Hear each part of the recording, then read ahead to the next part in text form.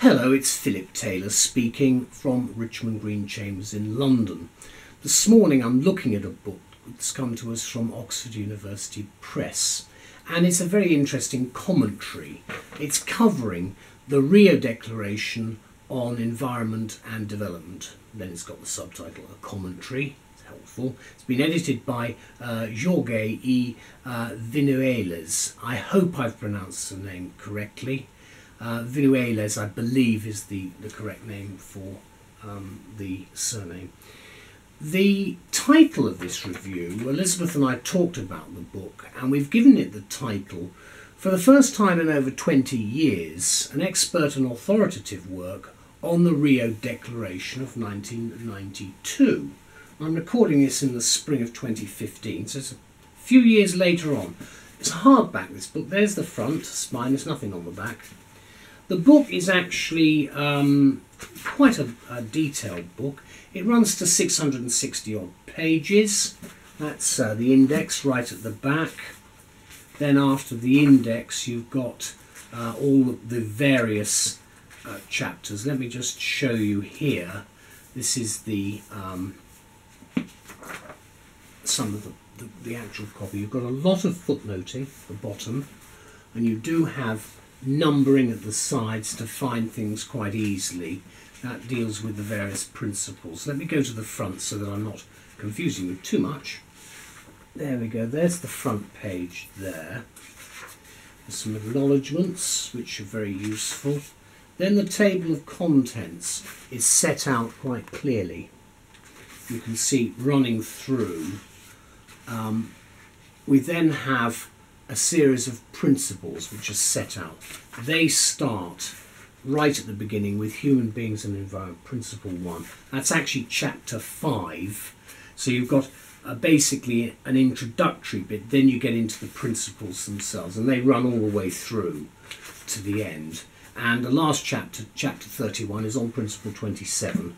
Then you have the appendix itself, which is the Rio Declaration. It's relatively short. Then you've got the table of cases itself there, statutes and so forth, instruments, treaties. Then you've also got something quite helpful, which is the list of abbreviations. Again, the abbreviations are quite important because, in fact, there are a lot of them here. They are important because it is really quite difficult sometimes to know what some of these abbreviations actually refer to. And you've also got a list, as this is edited by Professor Vinuales, it's actually got a lot of contributors, and you can see them listed there. Again, load more. I can't mention them all by name, unfortunately. You can see it's a very learned work. Again, you can see a large number of people mentioned again there. And there we go, getting to the end there. And then you've got, what you do have with the chapters is you've got a useful little chapter index at the beginning so you can find things, because it really is quite important to get some idea of how the book is structured. As I say, there's a lot of footnoting all the way through. But it's an interesting, a very interesting book. For instance, we've got chapter 4 is the preamble. Then you get into the principles at chapter 6 itself. Let me just find that for you, so you can see, in fact, the principle. If you look at the top, right at the top, you'll find the principle, the relevant principle number, depending on what you're actually looking for. Principle 1 being human beings and the environment, which is about 100 pages in. And then, as I say, just opening the book anywhere, you've got origins of public participation there, principle 10. It's a very interesting book. It's a heavy book, this one, actually, to open and look at. But it's very well produced and a bit overdue, actually, as you'll probably hear from us now. What we say about the book is this: environmental lawyers, as well as international lawyers, and indeed anyone concerned with environmental issues, will welcome the emergence of this new book from OUP. It's the Oxford University Press. As Professor of Law and Environmental Policy at the University of Cambridge, the author, Professor Vinuales, has led a team of more than 30 experts in this field from top universities worldwide, each of whom has contributed impressively with research and informed discussion on the multitude of consequences and ramifications emanating from the Rio Declaration on Environment and Development of 1992. And in his excellent introduction, Vinuales discusses the significance of the Rio Declaration, particularly from an historical perspective, and expresses some surprise, and what a surprise it is, that there's been no commentary of note published about it in the more than 20 years since the 1992 Earth Summit, for which it served as a preparatory document. Now, well over 20 years later, amid increasing unease expressed on the range of environmental issues, including threats to the environment in the areas of conflict, the publication of the book is nothing if not timely. The Rio Declaration, says the author, is a consensual statement laboriously reached which shortly before the Earth Summit took place brought together the main principles and policies that underpin our approach to the environment.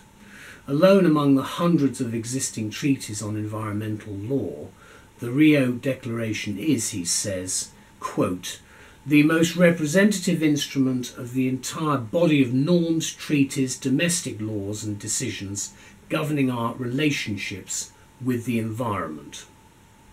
And I think it's particularly interesting is the extensive commentary on the 27 principles contained in the Declaration, each of which is discussed in turn by a separate contributor. And as I said, they start from chapter 6 onwards, so you've got the introductory bit right at the beginning.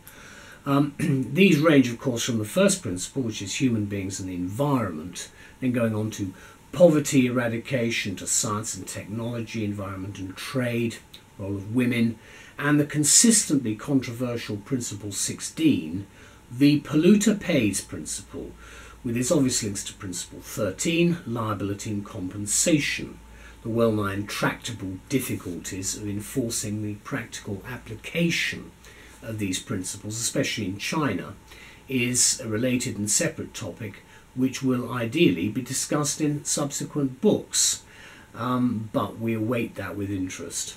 Let me conclude by saying that unique among environmental treaties, the Rio Declaration was adopted by all member states within the UN as the result of the Rio Conference, and as pointed out in Pierre-Marie Dupray's contribution, the first until now the only conference that can be called the Earth Summit. This factor alone should persuade all those interested in or professionally involved in the complexities of environmental issues that this book is one of the most important and authoritative contributions to environmental research and comment currently available. Certainly it should emerge as an essential acquisition for any environmental lawyer's professional library, and the publication date is cited at 2015. Quick look at the book again. It's a hardback, nice grey cover. More green actually, there's a certain amount of tinge of green in it. And then if we just go to the back, which I mentioned earlier, there's the index. Then you've actually got, just before you get to the index, you've actually got the declaration itself. It's not a very long declaration, but it's actually the only appendix. You can see that there.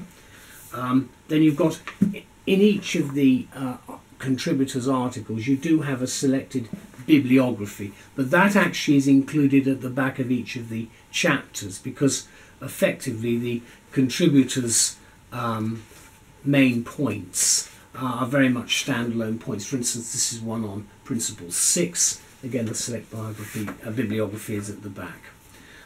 Right at the front, again, as I say, you've got the front cover there. Then you've got the actual table of cases, so you can see everything that you're looking at pretty quickly. It's fairly easy to get round once you get used to it. Then you've got the table of treaties and so forth, which are very important. The list of contributors, again, a very important area, because a lot of people are involved in this, and I did like the structure with the little index at the front of each of the main chapters. This particularly helps us because it sets out where to find things quite quickly. And as I say, a lot of footnoting.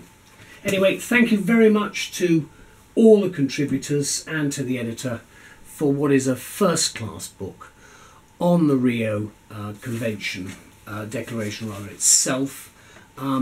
As I've indicated earlier, it's very late in the day really that we've got it, but we do have something now, and let's see what happens in the future, especially with the emergence of China at the end of, as we're halfway through the decade now. We'll see whether any further movement and changes take place. But thank you, this is a very erudite and deep work, but it's a very important contribution to the environment debate. Thank you to all concerned. Bye-bye.